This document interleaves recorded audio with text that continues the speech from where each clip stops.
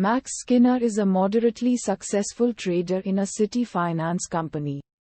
After spending several months compiling a lucrative trade contract, only to have it taken over by his immediate superior, he resigns, losing his car, income, and expected bonus, leaving him in debt.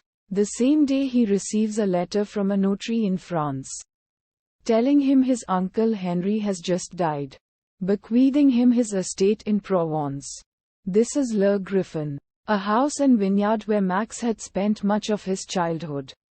After discussing the matter with his friend Charlie Willis, an estate agent and wine enthusiast, and with a substantial loan from him, Max travels to France to investigate the inheritance with a view to becoming a wine producer. After meeting the notary, the attractive Nathalie Oze, Max discovers a large but derelict house, with 20 acres of vineyard. The house needs repair. The soil is thin and dry, especially a stony patch on the edge of the estate, and the wine of poor quality, like gendarme's socks.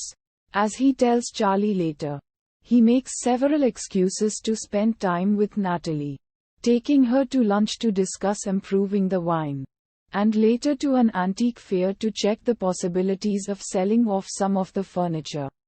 He meets Roussel, the vigneron, who laments the state of the wine.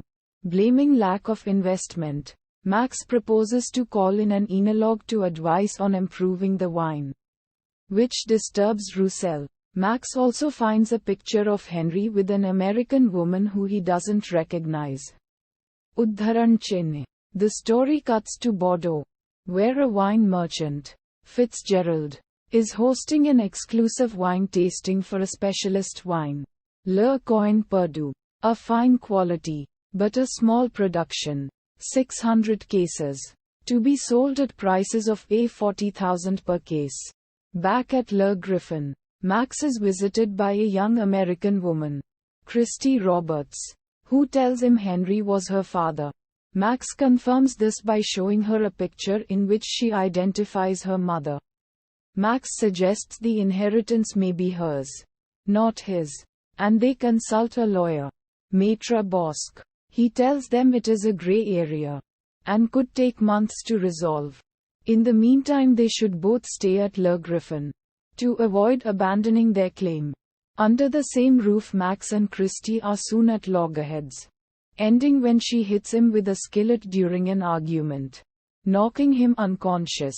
Walking round the estate, Christy, who has some knowledge of viticulture, finds the stony patch and recognizes its potential and the care lavished on the wines there.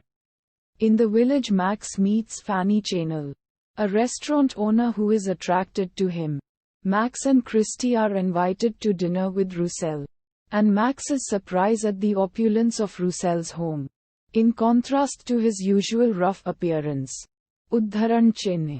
The enologue arrives, none other than Fitzgerald, who gives a damning assessment of the wines, even those on the stony patch. Christy is unconvinced, and suspicious of him, and later suggests a second opinion. At this Roussel becomes worried and takes Max to the wine cave, where he confesses, the wines on the stony patch are an unofficial crossbred planting of his own, yielding an excellent but illegal wine. Unsure of what to do with it, and fearing official sanction, Roussel had consulted the notary, who had arranged a buyer. For the last 8 years Roussel had been selling the entire vintage, which was collected in secret at dead of night by unmarked truck, in exchange for a $100,000 per consignment. Max remembers a wine label he had seen at Nathalie's house, and Charlie is able to identify it as Le Coin Perdu, sold by one J.M. Fitzgerald. Udharan Chinne. Max realizes the enologue inspection had been a ruse, arranged by Nathalie to allay his suspicions, and they travel to Bordeaux to investigate. Charlie, masquerading as a client, is able to get a sample bottle of Le Coin Perdu and Roussel confirms it is his wine. However, when they return to confront Fitzgerald, they are met by the police. On their return, they find Natalie has disappeared. Seeking Roussel and Max on a matter, she had become suspicious and warned Fitzgerald. And they had fled with their winnings. At the village fete, Max and Fanny become enamored with each other, while Charlie and Christy are already in love. Christy tells Max she has no interest in pursuing a claim to Le Griffin and resumes her travels. Ending up in London with Charlie, Max settles into the role of a wine producer. Planning improvements with Roussel, they realize the police at Fitzgerald's place were part of the scam. And no one knows of their connection with Le Coin Perdu. Udharan Chenne.